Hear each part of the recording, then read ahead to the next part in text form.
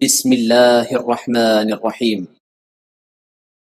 السلام عليكم ورحمة الله وبركاته. الحمد لله وكفى وسلام على عباده الذين اصطفى أما بعد. حاضرین و ناظرین، یہ درس نمبر 2366 ہے اور آج سورۃ القارعہ کی ابتدائی 5 آیتوں کی تلاوت و تشریح کی جائے گی۔ اعوذ باللہ من الشیطان الرجیم، بسم اللہ الرحمن الرحیم۔ القارعۃ ما القارعۃ وما أدراك ما القارعة يوم يكون الناس كالفراش المبثوث وتكون الجبال كالعهن المنفوش صدق اللہ العظیم۔ لفظی ترجمہ یوں ہے، القارعۃ کھٹکھٹانے والی، مل قارعہ کیا ہے کھٹکھٹانے والی، وما ادراک اور کس چیز نے آپ کو خبر دی، مل قارعہ کیا ہے کھٹکھٹانے والی، یوم یکون الناس جس دن لوگ ہو جائیں گے، کالفراش المبثوث جیسے پروانے بکھرے ہوئے، وتکون الجبال اور پہاڑ ہو جائیں گے، کالعہن المنفوش جیسے رنگین اون دھنکی ہوئی۔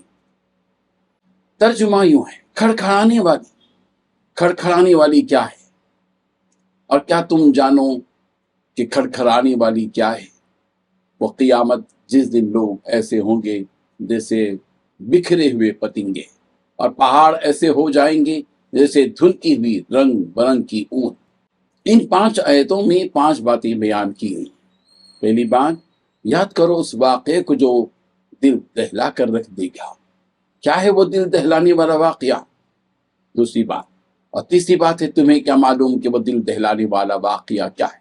چوتھی بات، اس دن سارے لوگ پھیلے ہوئے پروانوں کی طرح ہو جائیں گے۔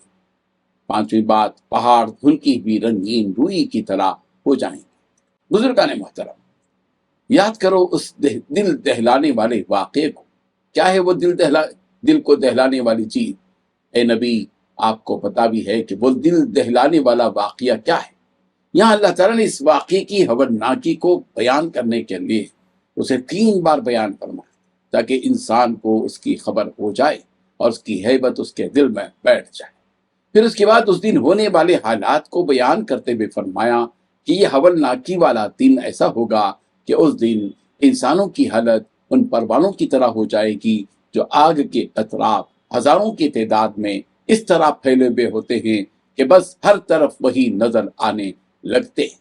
ٹھیک اسی طرح انسانوں کا بھی حشر ہوگا کہ جب انہیں ان کی قبروں سے نکالا جائے گا تو وہ بھی ان منتشر پتنگوں کی طرح میدان محشر میں پھیلے ہوئے ہوں گے کہ ہر طرف وہی نظر آئیں گے۔ سورہ قمر کی آیت نمبر 7 میں فرمایا کہ یخرجون من الاجداث کأنہم جراد منتشر، وہ لوگ اپنی قبروں سے اس طرح نکلیں گے جیسے کہ پھیلی ہوئی ٹڈیاں، یعنی سارا میدان محشر انسانی سروں سے بھرا ہوا ہوگا، اور اس دن زمین پر جتنے بھی مضبوط پہاڑ ہیں وہ سب دھنکی ہوئی روئی کی طرح آسمان میں اڑتے نظر آئیں گے۔ وَإِذَا الْجِبَالُ سُيِّرَتْ اور جب پہاڑوں کو چلایا جائے گا، سورۃ التکویر آیت نمبر 3۔ وَكَانَتِ الْجِبَالُ كَثِيبًا مَهِيلًا اس دن سارے پہاڑ ریت کے بکھرے ہوئے تودے بن کر رہ جائیں گے، سورۃ المزمل آیت نمبر 14۔ اس طرح وہ میدان محشر کی زمین صاف اور چٹیل میدان کی طرح ہو جائے گی، اور جب سب لوگ اس میدان میں جمع ہو جائیں گے تو پھر وہاں اعمال کو تولنے کے لیے ترازو قائم کی جائے گی اور پھر اعمال کو تولا جائے گا۔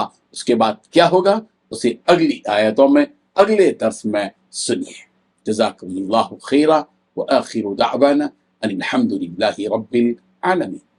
ڈیلی درس قرآن کو سبسکرائب کیجئے، اپنے تاثرات اور مشورے ارسال کیجئے اور اپنے متعلقین کا گروپ بنا کر انہیں روزانہ درس قرآن بھیجئے اور اجر و ثواب پائیے۔ جزاکم اللہ خیر۔